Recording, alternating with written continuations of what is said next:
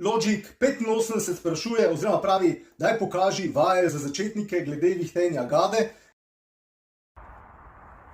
Gada je težek indijski ki in v bistvu gibi več ali manj ostanejo isti, ne glede, a je kilaža lahka ali težka. Ampak pomembno je, da začnete z lahko kilažo. Tale zadeva ima, to je improvizirana balkanska verzija, narejena kar iz betona in palce.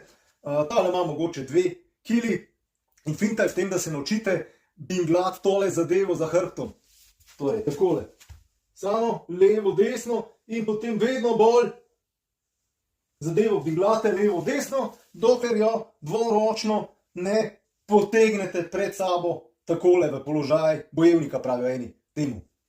Binglate, to je začetni položaj in binglate vedno bolj in ko je v skrajni točki, potegnete zadevo pred sabo. Zato, da dojamete, da je to treba pasivno pustiti, da dela teža gade svoje, neč aktivno. Kar spustite, da samo niha in ko je v skrajni točki levo ali desno, potegnete zadevo pred sabo, torej palco pred popek. Torej, ko vladate tole nihanje, se naučite gado potegniti pred sabo na eni in na drugi strani. Torej tako, nihaš, nihaš, nihaš, na eni, nihaš, nihaš, nihaš, pa na drugi strani v položaj bojevnika. No in šele potem preideš v 360, ko položaj bojevnika, tista roka, ki je gor, v tisto smer gre in se naučiš s tem sproščenim nihanjem 360, kjer gre gada 360 stopinj v krogu z sproščenim gibanjem.